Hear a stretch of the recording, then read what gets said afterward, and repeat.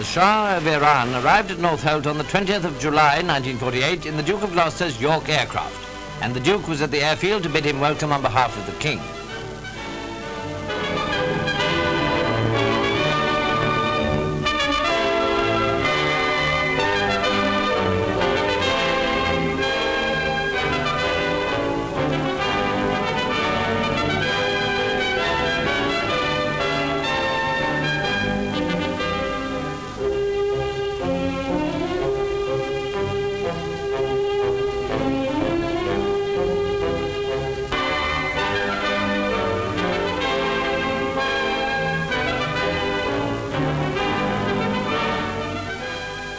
The Royal Air Force provided the Guard of Honour, which was keenly inspected by the Shah.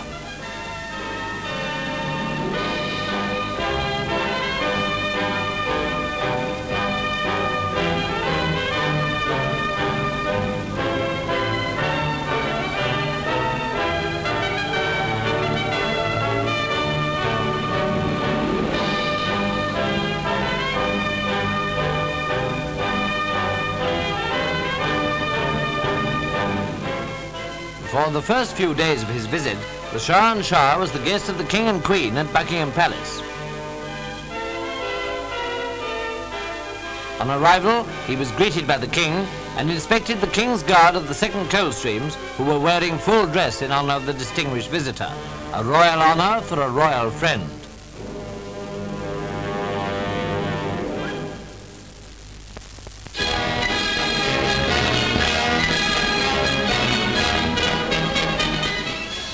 His Imperial Majesty honoured the Anglo-Iranian Oil Company by a visit to its Sunbury research station.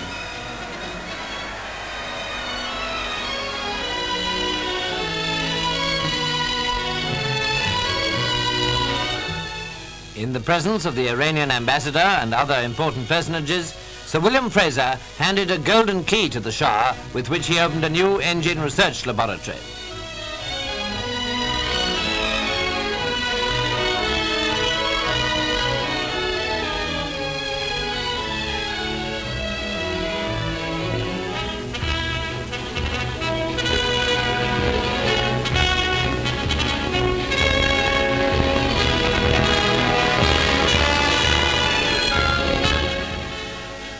The catalytic cracking plant received close attention from His Imperial Majesty, and it was evident that he keeps himself fully informed on the many phases of research work necessary to the maintenance and improvement in high-grade products.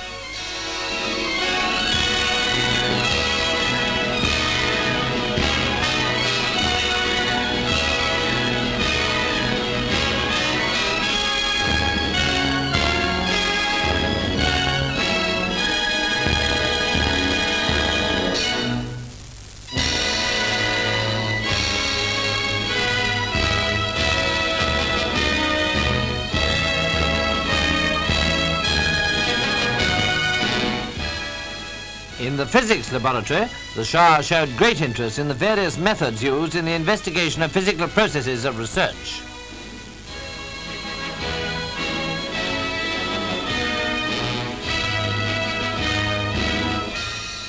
While he was at Sunbury, the Shah talked with groups of young Iranians studying in England.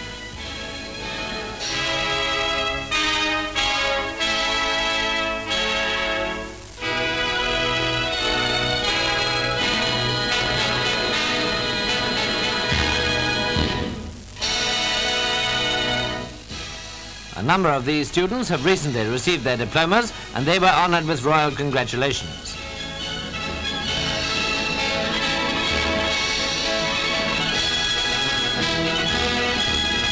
This visit of His Imperial Majesty the Shah of Iran will hold an historic place in the annals of the Sunbury Research Station.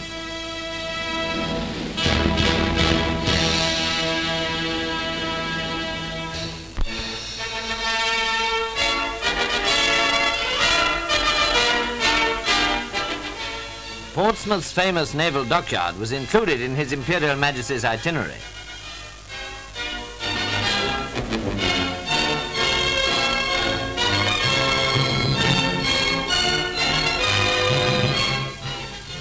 A Royal Guard of Honour was mounted, and after inspection, the Shah took the salute at a march past.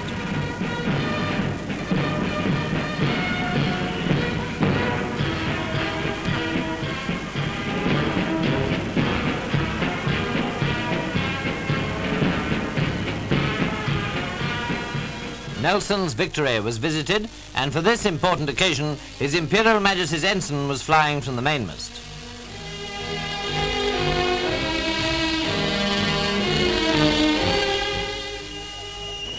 After lunching on board Victory, the Shah went on board the Duke of York, flagship of the Home Fleet, where he was received by Sir Roderick McGregor, the Commander-in-Chief.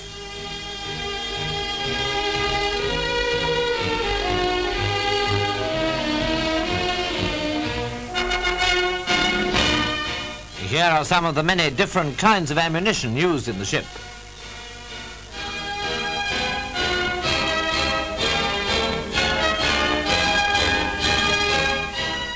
Always keen on seeing things from the practical angle, His Imperial Majesty climbed into one of the gun turrets.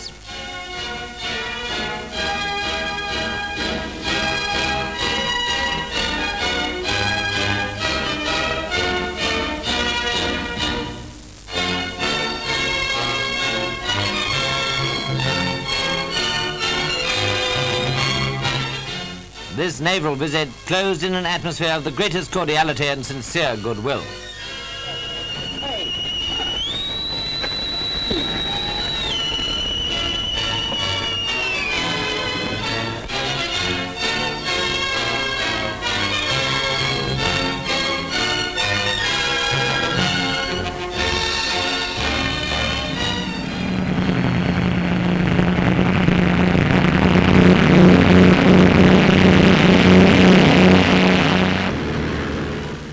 The Shah was flown to Bristol in one of the Bristol aircraft and was met by Sir Stanley White, Managing Director of the Bristol Aircraft Company.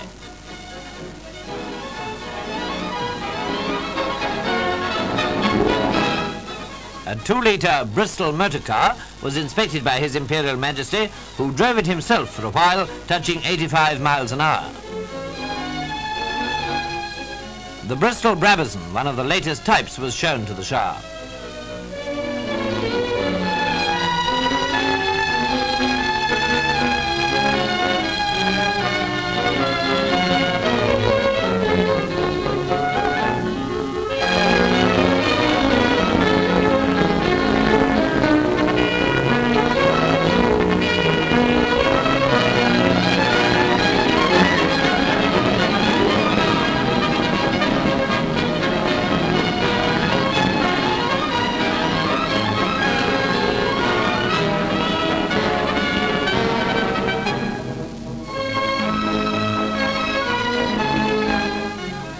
The building of this giant plane had not been completed at the time, and the Shah climbed the scaffolding to the top of the tail fin.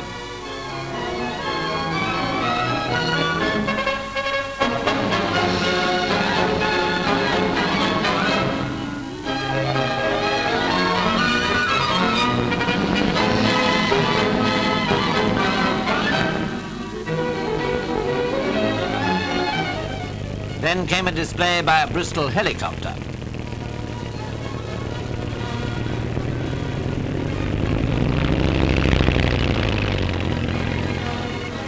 Also a Bristol Brigand, a fighter bomber. And a 2-seater Gloster Meteor plane.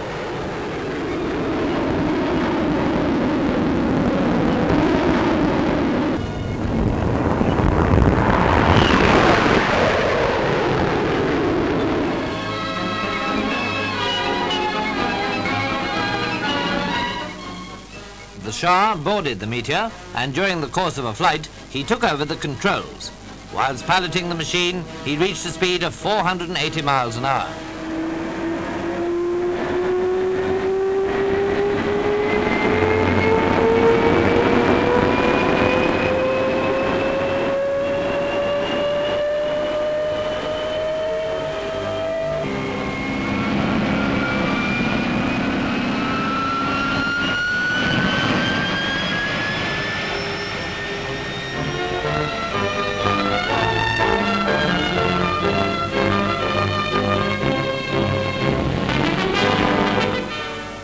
After thanking Squadron Leader Waterton, the chief test pilot of Gloster Meteor planes, the Shah went for a short flight in a helicopter.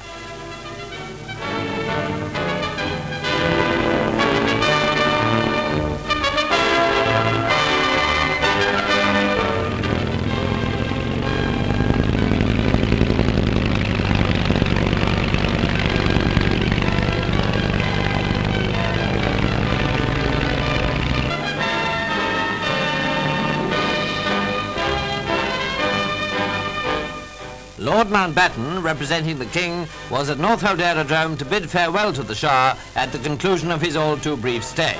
Air Chief Marshal Lord Tedder was also present. A few final words with Lord Mountbalten, and then His Imperial Majesty entered his plane. So ended this visit, which, although it only covered some 12 days, typified the goodwill which Britain has always felt for Iran. The graciousness and energy of the Shah will remain long in the memory of all those fortunate enough to have been brought into contact with His Imperial Majesty the Shah and Shah.